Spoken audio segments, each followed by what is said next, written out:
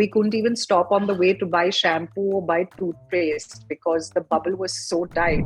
I think this question is best asked to Nasir Saab, because obviously when he was joining in on this project, he thought he was going to get stuck in a place with 4 women who are going to be catfighting each other all the time. There is a lot of yelling, screaming. They're highly competitive even when we're playing board games. I think I'm extremely blessed and grateful to be in the industry, to be an actor in her 40s and be in the industry at this time. I'm literally having possibly the best time of my life as an actor now. Being Miss Universe or being Miss World is not about wearing the crown and having the perfect wave and, it's about being yourself, being a young, wonderful girl. So today I am with someone who does not only deal with all her characters in life with elegance and utmost grace just on screen, but also off screen. Joining me in a conversation is Lara Dutta, and it's such an honor to have you today with Pinkvilla. Thank you. It's a pleasure. Thank you for having me on. So I want to start off by asking you, this year has been massive for you. You did a transformational role that was Indira Gandhi in Bell Bottoms, and also, doing an OTT series for Hiccups and Hookups, and now with Kaun Banegi Shikharwati. How has this experience been? How has this year been, especially with, COVID and so much happening? The year actually has gone past in a blur because I think I've done more work in these last 18 months than I've done possibly in the last 5 or 6 years. So I think you have to look at a silver lining on everything. And I think the silver lining of going through a pandemic for me was the fact that everybody was at home consuming OTT content, rapidly, faster than you could make it. And that gave us actors an awful lot of opportunity to actually be able to be part of some incredible content that was being made. So I've actually done a lot of work in very, very tight bubbles. Right. And that's been really, really challenging, especially for Kaun Banegi Shikharwati. We shot the entire thing in Mandava in Rajasthan over 2 months in 2020. And it was a very, very extremely tight bubble. So much so that from the resort that we were staying at to the Mandava palace that we were shooting in was just a 5-minute drive. But we couldn't even stop on the way to buy shampoo or buy toothpaste because the bubble was so tight. So we actually had to inform production of the things that we required. And then finally a little canteen was set up for us in our resort. So everything was managed to the T. How was that experience working with Soha, working with Kriti and Anya? 4 girls on set, what was the vibe like? I think this question is best asked to Nasir Saab, because obviously when he was joining in on this project, he thought he was going to get stuck in a place with 4 women who are going to be catfighting each other all the time. But I think he was pleasantly surprised about the fact that these 4 women really actually got on like a house on fire. Yeah. And he still teases us about it. He's been saying that the difference between the younger generation, which is us, and the older generation, which is him, is that we learn all our acting on our mobile phones because we're spending so much time on our mobile phones. So it was really refreshing. I think we looked out for each other. We also didn't have our families with us because of how tight the bubble was. So in a way, we kind of became each other's agony aunts and each other's, kind of family during that time. Yeah. And we're still really close. We meet for game nights very often. We completely... What's fun? What's the favorite game you all play? Yeah. We do a lot. Categories is a big one that we play quite a lot. And it doesn't matter. All I know is that there is a lot of yelling, screaming. They're highly competitive even when we're playing board games. Yeah, but that's the fun. That's the vibe. Often, जब property के लिए, एक family झगड़ती है. But here we're seeing the other way around. We're seeing a dysfunctional family actually coming together for property. So what's your take on that reversible plot? Yeah, I think for me also one of the most exciting things about this show is the fact that it's set in this kind of a world that's a very dystopian sort of a world.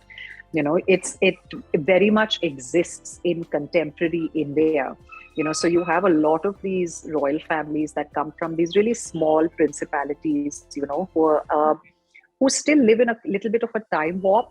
Like they all live very cosmopolitan lives. They live in Delhi and they live in Mumbai, but yet when they go back to their principalities, they suddenly become very traditional. They have to wear the gungat. They have to, they're known, they're addressed as Bhaisa, and they're addressed, so they all become like these very, traditional kind of people for the amount of time that they spend there. And then they come back to living in their Delhi, bungalows and their GK houses and their Nepean Sea Road apartments and things like that.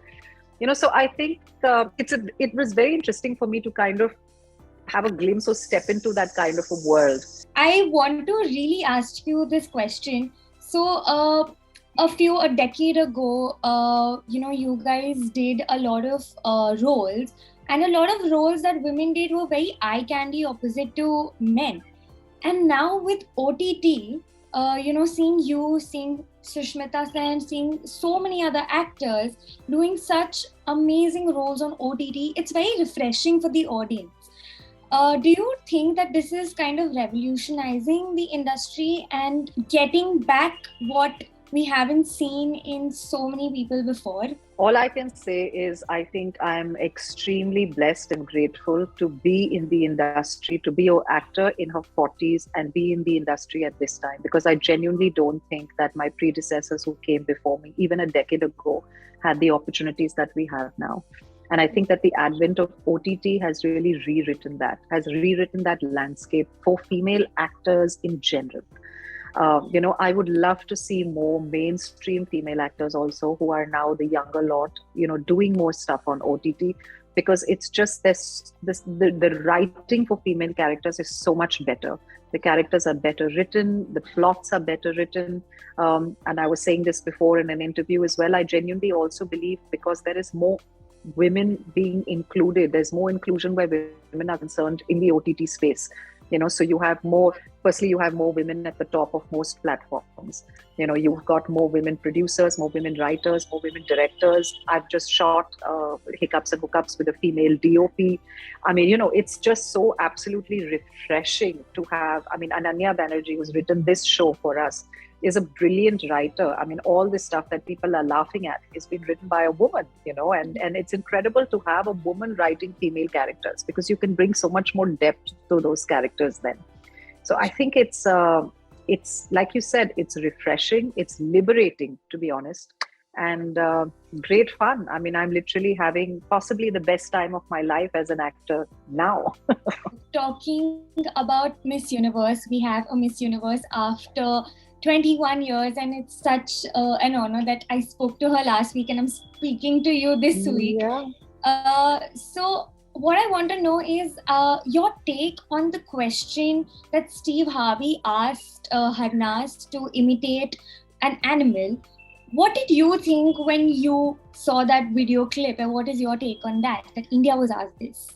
See, guys, you have to understand that there's a lot that goes on behind the scenes, right? So before you enter Miss Universe, before you go as a candidate from India, you fill up a questionnaire that's sent to you from the Miss Universe organization that's about 15 pages long. So they want to know who is the candidate who's coming. So you're asked a bunch of questions. You're asked about your interests, what you like doing for fun, all of that. So even during my year, I was asked my interests and things like that. I was a classically trained dancer, which I had said that, I'm a classically trained dancer in both Bharatanatyam and Kathak. My question when I was on stage with Sinbad, who was the host at that year, was, if you guys remember, it was 21 years ago. Harnaaz was just born. But the question was, you're a trained classical dancer. Can you show us a few dance moves? Which was impossible for me to do Bharatanatyam in a red gown on stage. So which is what I said, that I can't dance. It's disrespect to the dance, but I'll show you a few mudras, and therefore I showed them a few mudras on stage. Yeah. So though that was my question. The idea of that round when it is top 16 is to keep things light, is to show the girls how they would react, if they were suddenly thrown a question that was out of the ordinary. It's to show, how the girls would react if it was a fun question. It's a bit to see the lighter side of your personality. Every question does not have to be about saving the world or being Mother Teresa or ending world hunger. So in Harnaaz's form, one of the things that she had written is that she used to enjoy mimicking animal sounds, which is why that is what they picked up. And that's why Steve Harvey asked her that question. So the question came from what she had written in her form. And the idea of it was not to put her down or to ask India a bizarre question. It's just to see how you would perform when something like that, and life is going to put you in so many different situations along the way. So it's about understanding how you would react if something, and I think Harnaaz handled it very well. She was very nonchalant about it. She didn't give it any gehra thought that, oh my God, now I have to mimic a cat. She just went with it and had fun. And I think that's the most important thing is a lot of times you shouldn't take yourself too seriously. Being Miss Universe or being Miss World is not about wearing the crown and having the perfect wave and, it's about being yourself, being a young, wonderful girl, which I think Harnaaz is. She's very genuine. She's a little goofy. She's real. She's comfortable about who she is and how she is. And I think that's very refreshing to have. So I don't think people should put too much thought behind the fact that why did Steve Harvey ask India a question like that? No, but that is super true. It's definitely changed my take on this question because now it doesn't sound offensive at all. Exactly. And lastly, I want to ask you that you had said this in one of your interviews that when you were crowned the Miss Universe and you had your first World Conference and people asked you, what do you want? And you were like, I want my breakfast, because you were like super hungry. People just see the glamour part, probably not the hard work that goes behind it. What would your advice be to Harnaaz on the year from now? I would just say stay in the moment, go with the flow. She's a smart girl. She's got a lot of enthusiasm, and I think that's the thing that's most needed. So just don't go in with any preconceived ideas about how you expect your year to be and what you expect to do. You're going to have the most incredible adventure of your life. Just go with the flow and be up to doing anything that they ask you and what comes your way. Just be open to those things. So with that, we come to an end, and it was lovely talking to you. And until then, well, Kaun Banegi Shikharwati is out on Z5 on the 7th of January. So I'll see you then for sure. Yes, we can't wait. Thank you so much.